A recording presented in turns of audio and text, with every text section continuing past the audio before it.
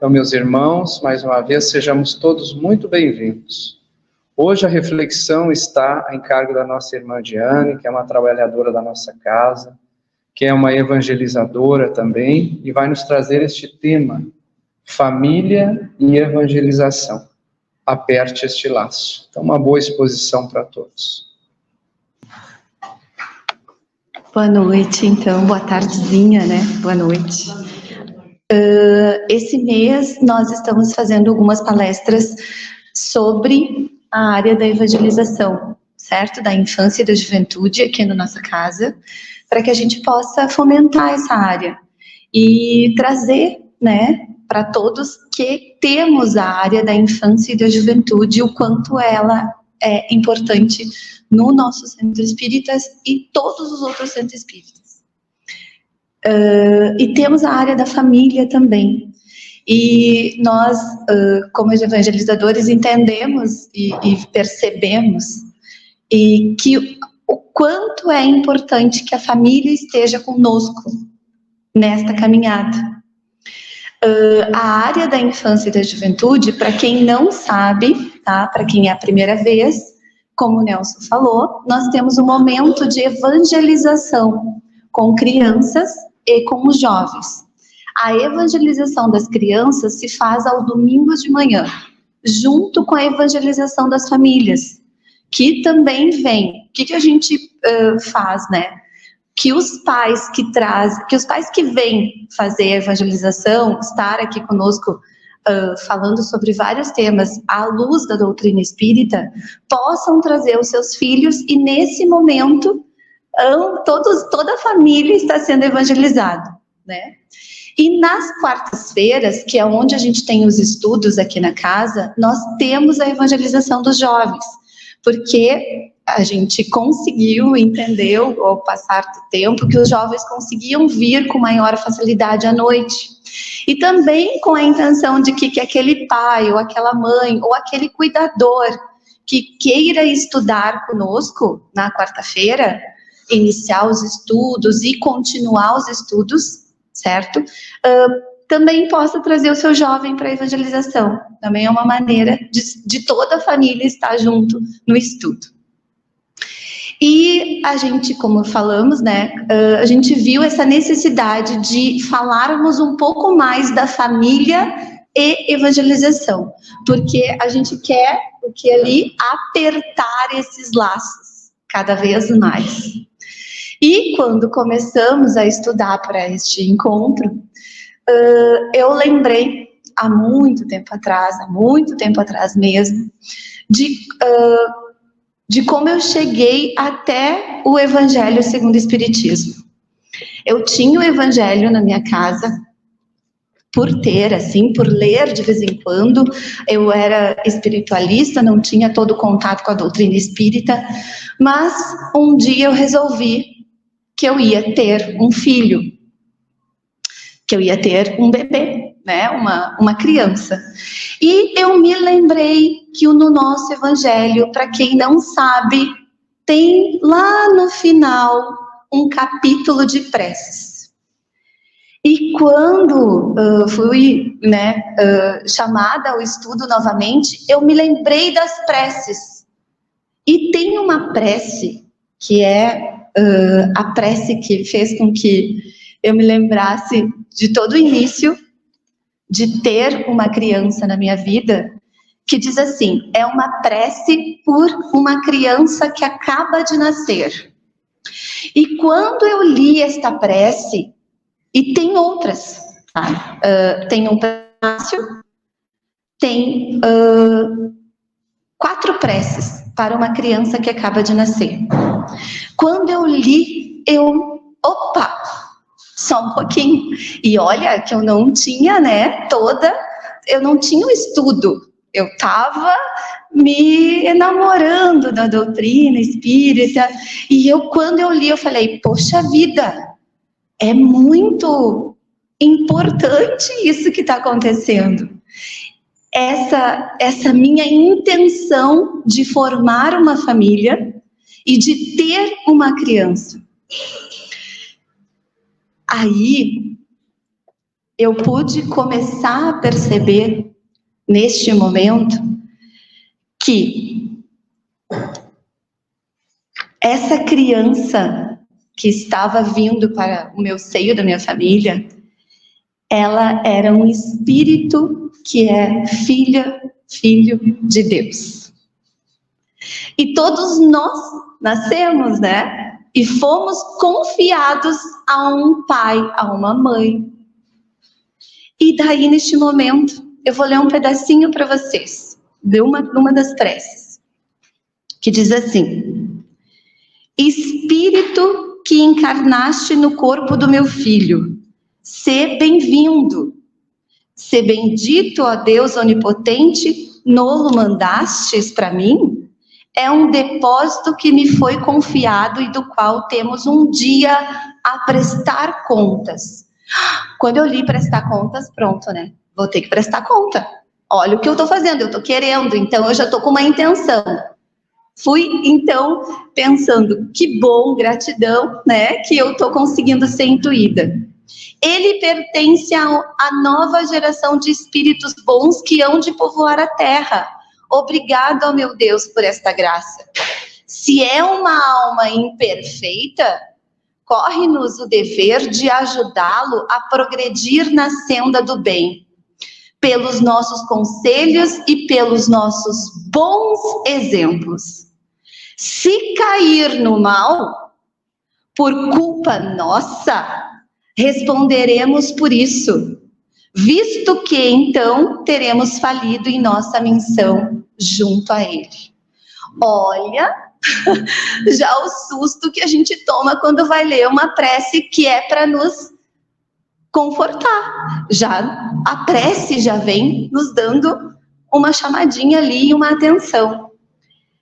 E daí ele diz, olha só a prece, daí daqui a pouco ela vem me amparar. E diz assim: Senhor, ampara-me em nossa tarefa e dar-nos a força e a vontade de cumpri-la.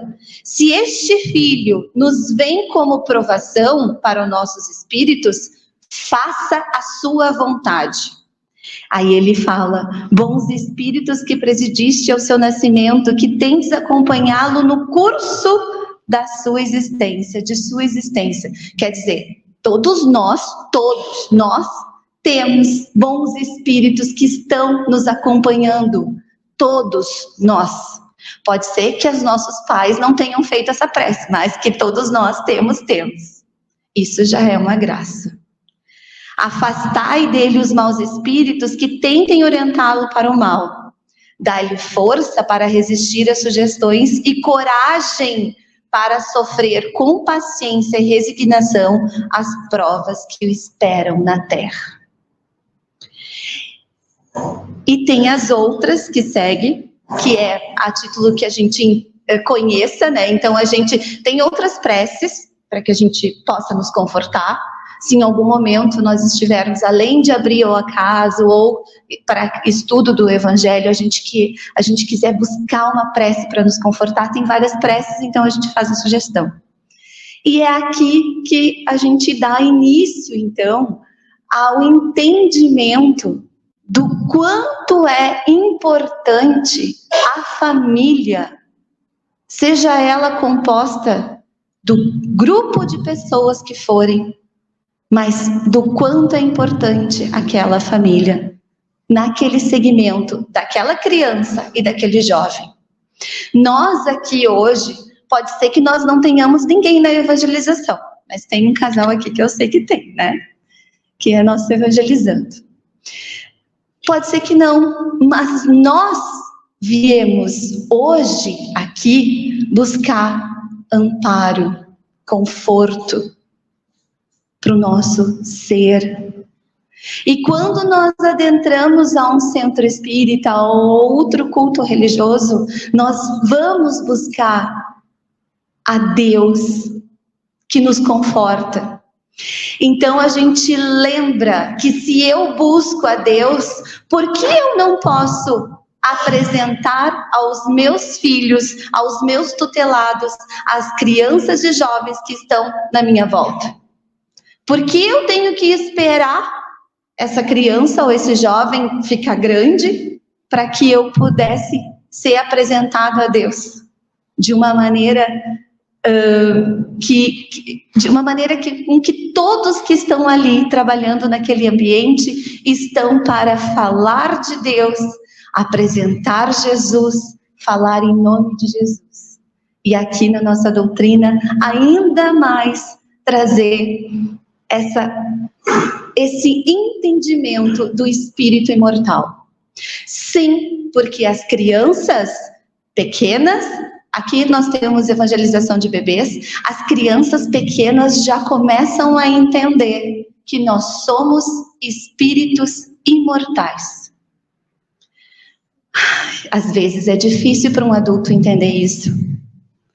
E aquela criança que está conosco, ali, naquele momento da evangelização, não vamos subestimar, porque ela está propícia a este momento, a receber, então, novas sugestões de amor e esse caminho seguro que Jesus nos traz. Mas voltando então à família, eu quis trazer o Consolador, esse livrinho aqui maravilhoso, tá? Que é do Espírito Emmanuel. E ele fala então uma observação, ele faz uma pergunta, né?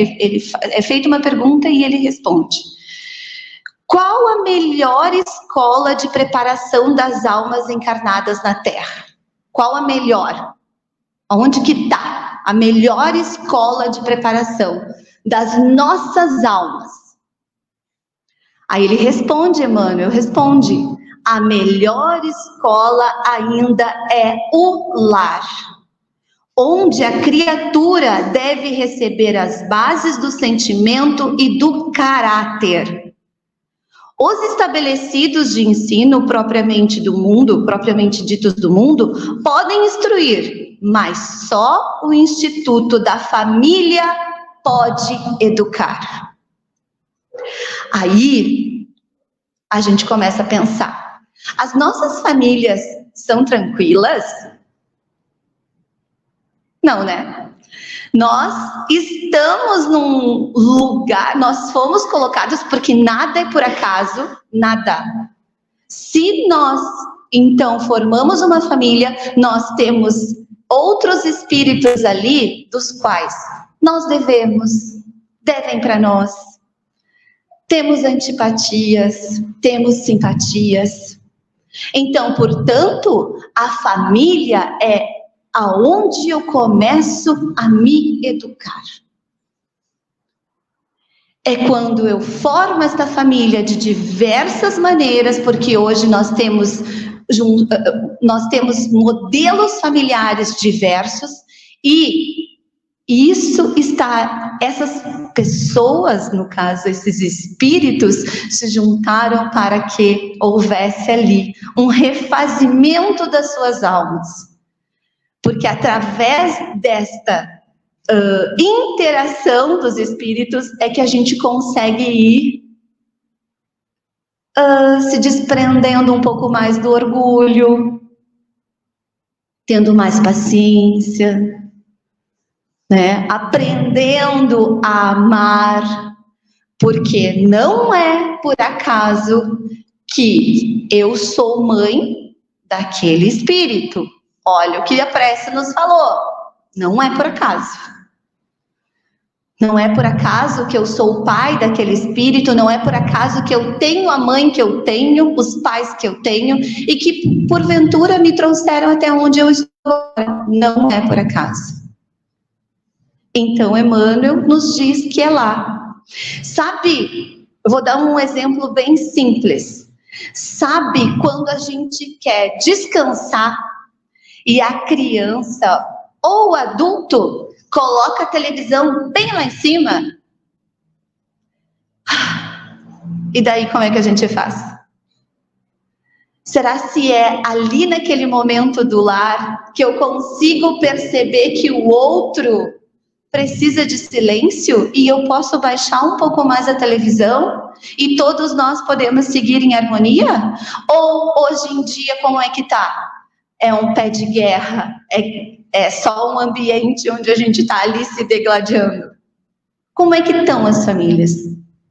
Hoje em dia, nós estamos vendo as famílias muitas vezes desesperadas e se distanciadas e reclamando sobre o quê? Principalmente sobre as mídias sociais. Também. E tem diversas, mas diversas outras tantas queixas que chegam. Até nós, como evangelizadores, às vezes. E é ali na família que nós estamos sendo colocados à prova. Não é só no ambiente social fora dela. Porque eu tenho que ser amável e amoroso e dócil com quem está do meu lado, convivendo comigo, sabendo como é as minhas grandes deficiências e qualidades todos os dias.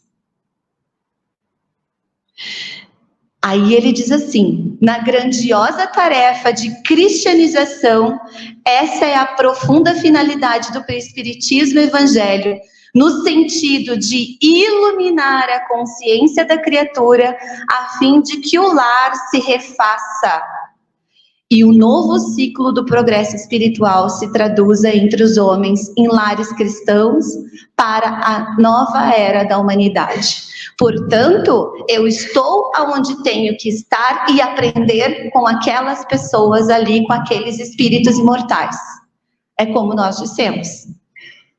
São desafetos, são amores, são espíritos das quais a gente está resgatando e aprendendo a conviver cada vez melhor.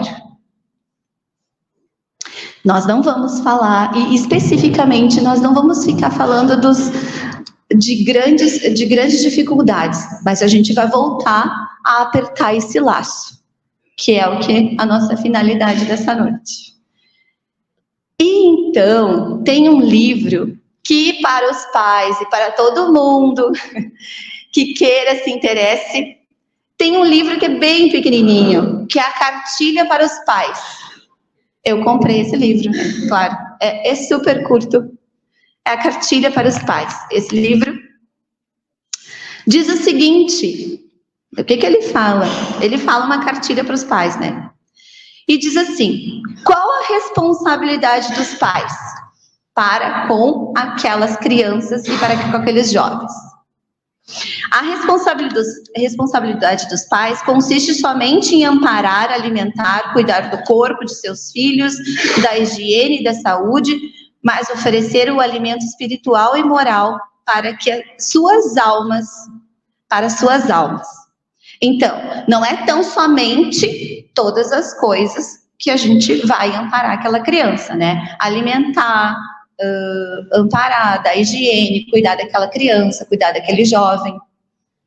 A nossa responsabilidade também é que a gente possa estar através do nosso exemplo, porque é só através do nosso exemplo, porque as crianças que chegam na nossa evangelização, muitas vezes de cara elas falam, né?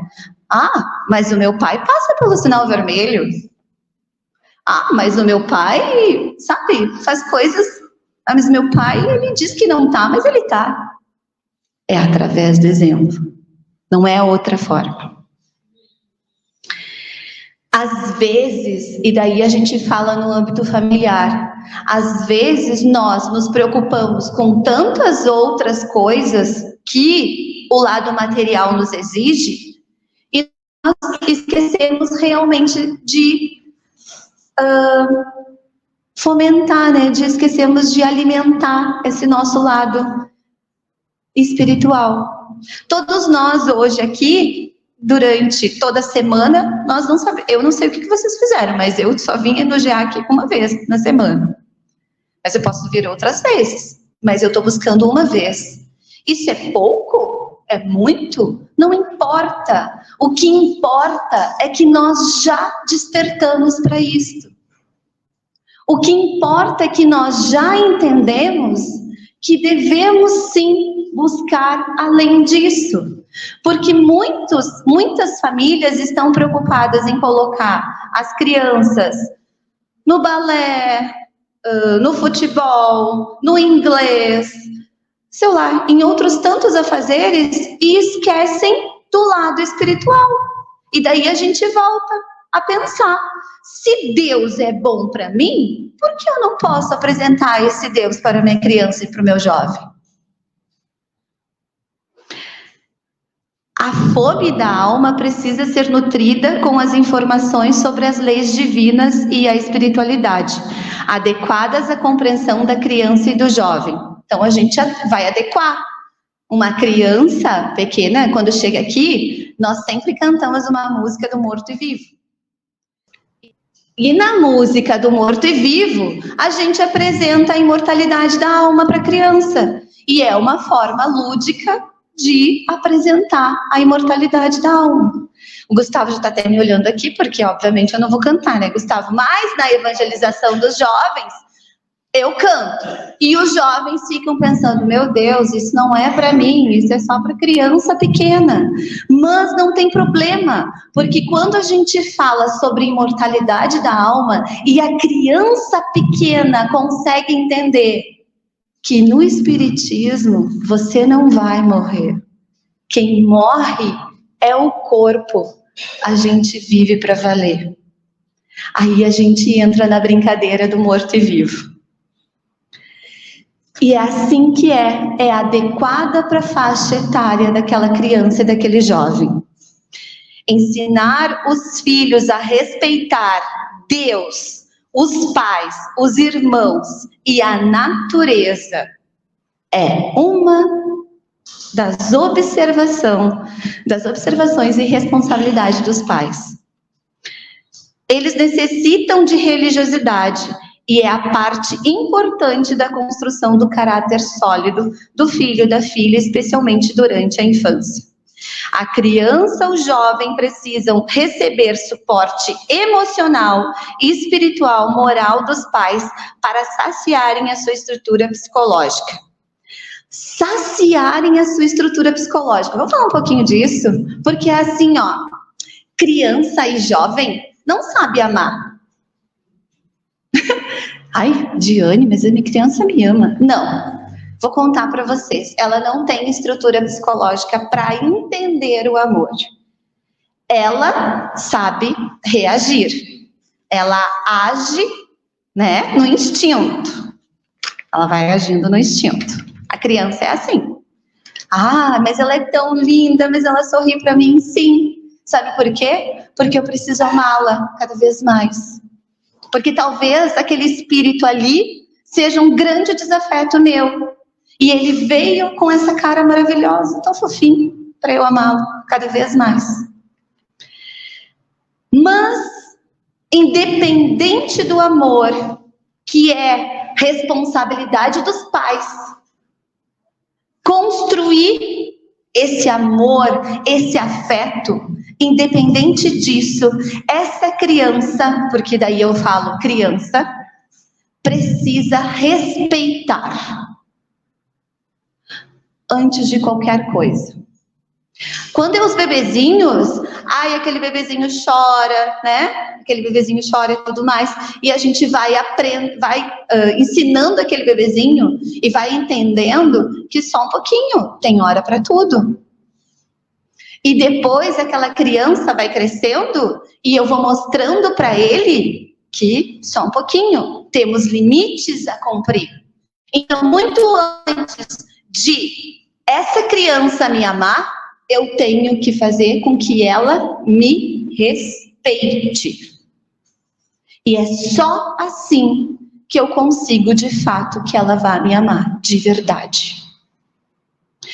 Antes, eu vou falar antes, né? Antigamente a gente respeitava os nossos pais, né? Não fala nada, não diz nada, pelo amor de Deus. O pai olhava longe, todo mundo já sei o que aconteceu, vou respeitar meu pai. Porque os pais de antigamente, digamos assim, eles não estavam preocupados se a gente estava amando eles. Não interessa. Eles estavam preocupados se a gente os respeitavam.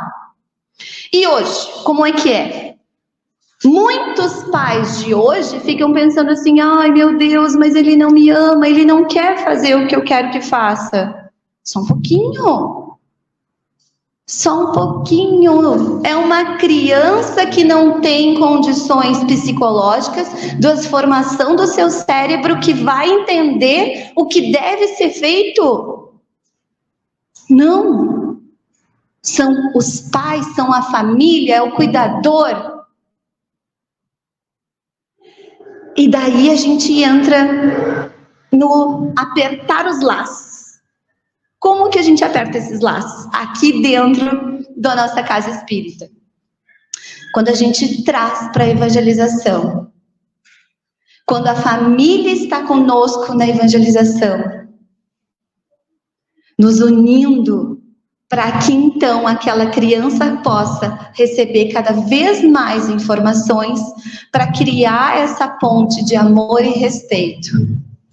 Porque daí eu começo a criança começa a entender que, por exemplo, ela não pode chegar para mim e dizer assim, eu não vou tomar remédio, eu não vou mais ir para a escola.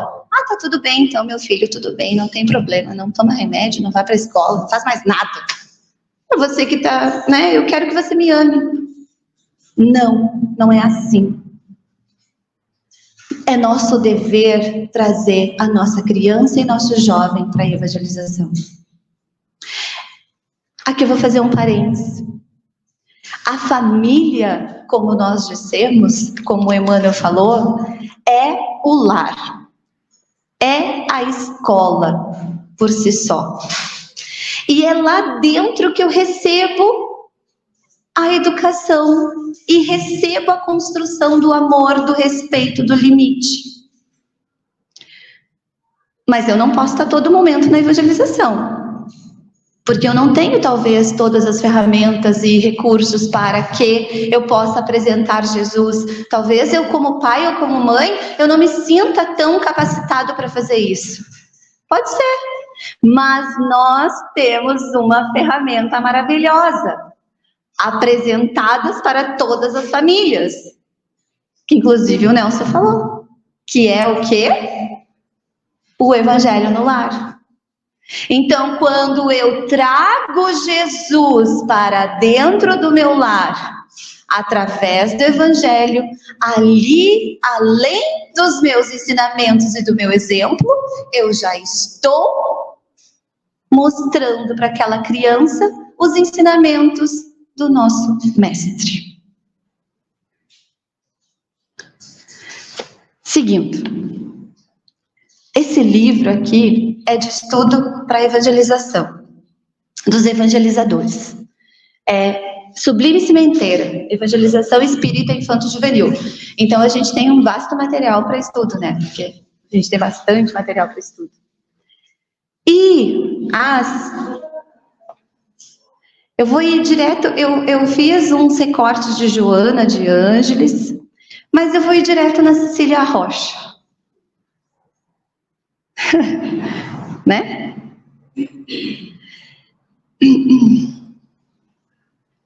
Aí ela diz assim, foi perguntado para ela, através do Divaldo Pereira Franco, ela fez uma pergunta: considerando os complexos desafios do contexto atual, como proporcionar às crianças e os jovens a consciência da oportunidade reencarnatória? Como que a gente faz isso com os nossos jovens? Até porque a gente também está conscientizando, também está nos conscientizando de que nós somos espíritos imortais. Então, nós que viemos nós que frequentamos o espiritismo, nós somos reencarnacionistas. Acreditamos nisso.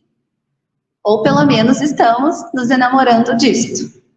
Aí ele diz assim, deve-se demonstrar por meio da convivência edificante o significado da reencarnação e da sua utilidade na construção da existência feliz. Então, quando nós começamos a entender que nós todos somos espíritos imortais e estamos aonde devemos estar, com aquelas crianças, com aquele grupo familiar, nós buscamos então ferramentas para que a gente possa evoluir. Joana de Ângeles, então, benfeitora do nosso querido Divaldo, ela fala assim, ó, foi perguntado para ela, que recursos poderiam ser ainda ocasionados para expandir a tarefa da evangelização espírita juvenil? Aí diz assim, maior e mais constante contato entre evangelizadores e pais. Aqui no nosso GEAC, o que nós mais queremos é nos juntar com a família, para que então esses laços cada vez mais possam ser fortalecidos. Então a gente busca na família, e a família busca no amparo do centro espírita,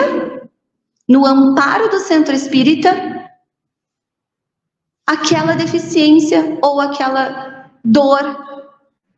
Porque muitas famílias já chegaram até nós em grande desespero, porque muitas crianças passam ou estão passando e chegam até nós com grandes desafios, e aquela família chega e fala assim para nós, o que eu faço, como que eu faço, eu não sei mais o que eu faço. Olha só, a gente acolhe, não é de um dia para o outro.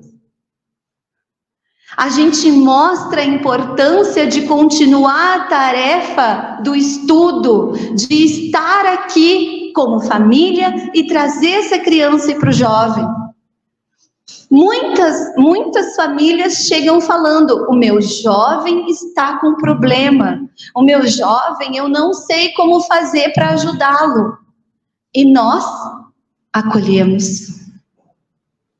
E cada vez mais nós fortalecemos esses laços, porque é constante, é todo o tempo, é todos os dias.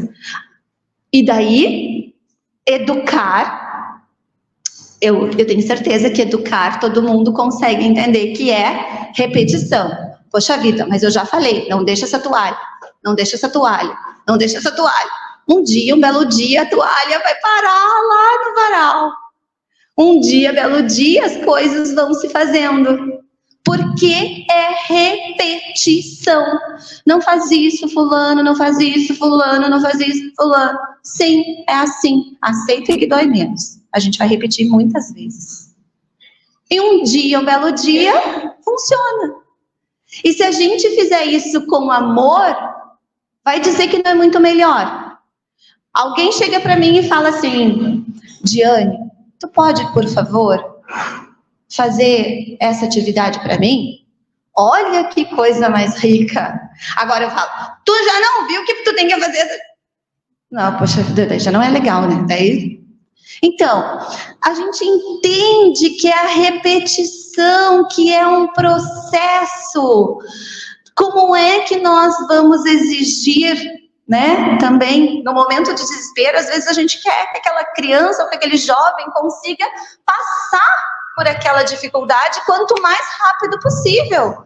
Mas não é assim. Nós também temos muitos processos dos quais nós estamos caminhando para melhora.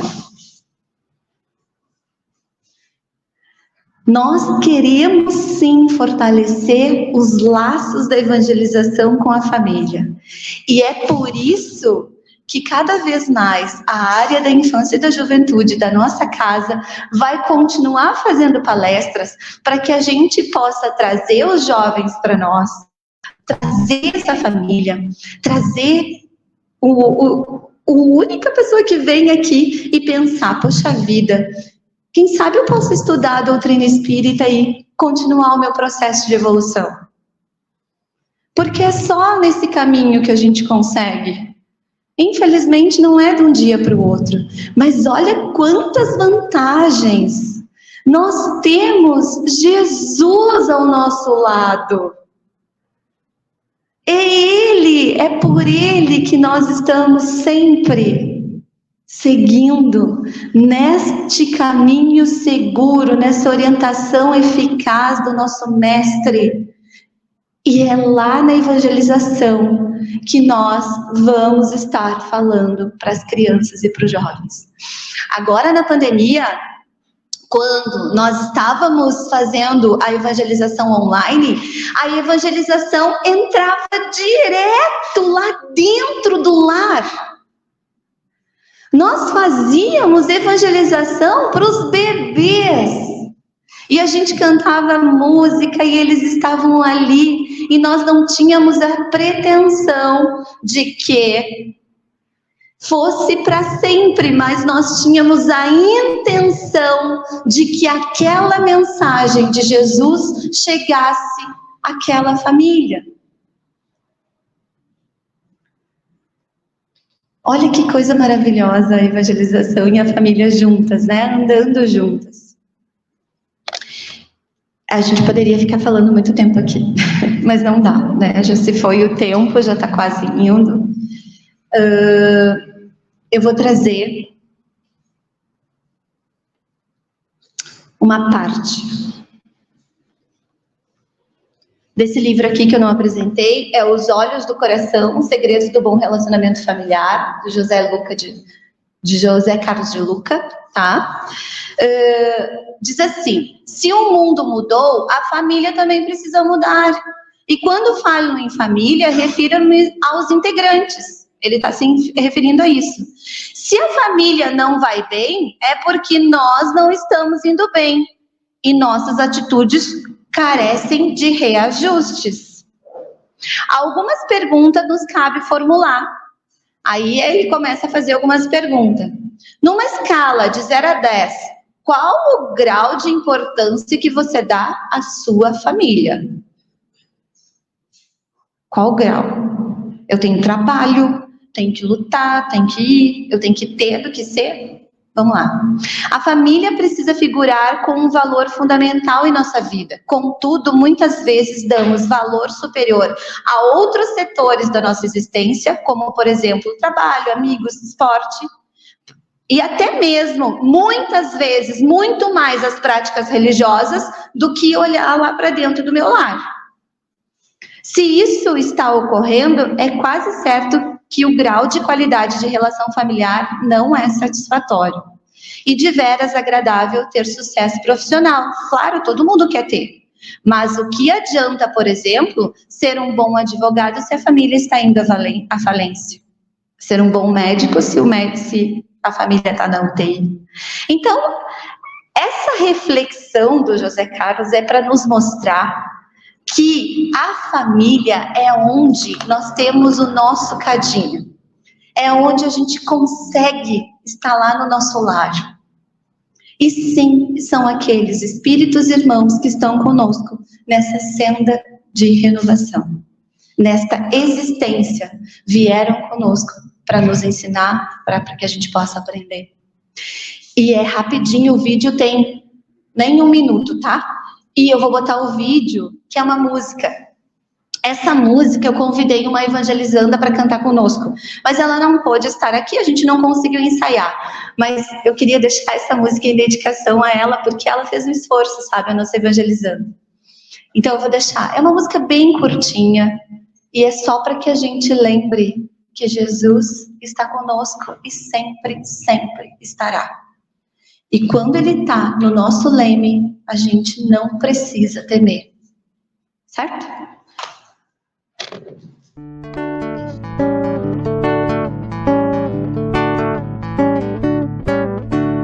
Com Jesus no leme,